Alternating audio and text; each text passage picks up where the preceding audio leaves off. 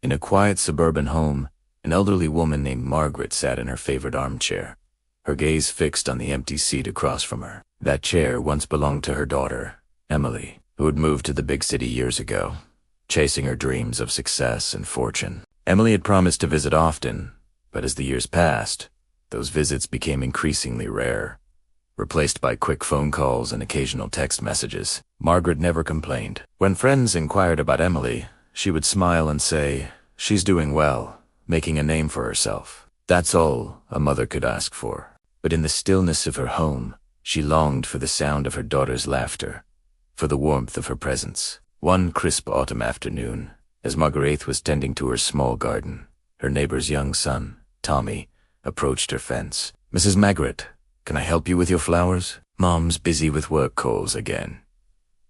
Margaret's weary eyes brightened. She welcomed Tommy into her garden, showing him how to plant bulbs and prune roses. As they worked side by side, she shared stories of her own childhood, and Tommy listened with rapt attention. Days turned into weeks, and Tommy became a regular visitor. He would stop by after school, helping Margaret with household chores, listening to her stories, and even teaching her how to use a smartphone. For the first time in years, the empty chair in Margaret's living room wasn't really empty. It was filled with laughter, curiosity, and the companionship she had been missing. Then, one day, Emily finally came home. She arrived in a sleek car, dressed in designer clothes, carrying expensive gifts. As she walked into the living room, she was surprised to see Tommy sitting in what used to be her chair, engrossed in conversation with her mother. Confused and slightly hurt, Emily asked, "Mom, who is this?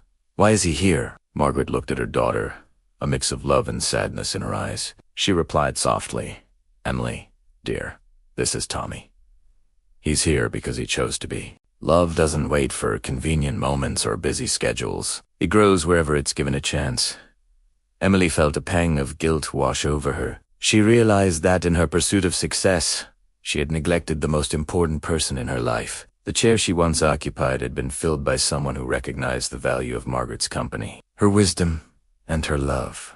That evening, as Emily watched her mother and Tommy prepare dinner together, laughing and sharing stories, she understood the true cost of her absence. She had gained wealth and status, but she had missed countless moments that could never be reached. In our modern world, we often find ourselves caught in a whirlwind of ambition and technology. We chase after promotions, followers, and the next big thing. While the quiet presence of our elders fades into the background, we convince ourselves that our parents and grandparents will always be there, that there will be time later to reconnect and make amends. But time is a precious commodity that slips away silently. While we're busy building our careers and curating our online personas, our elders sit in quiet rooms, their stories untold, their wisdom unshared. We may be able to afford luxurious gifts and exotic vacations, but we cannot buy back the years we've lost, the conversations we've missed, or the memories we've failed to create. The empty chair in our childhood homes is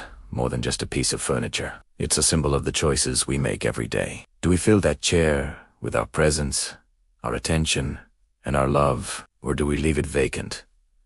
A silent testament to our misplaced priorities. As Emily learned, sometimes it takes an outsider to show us what we've been missing. Tommy, in his innocence and openness, recognized the treasure that Margaret was, a wellspring of love, wisdom, and patience. He filled the empty chair not out of obligation, but out of genuine interest and affection. The lesson for our society is clear.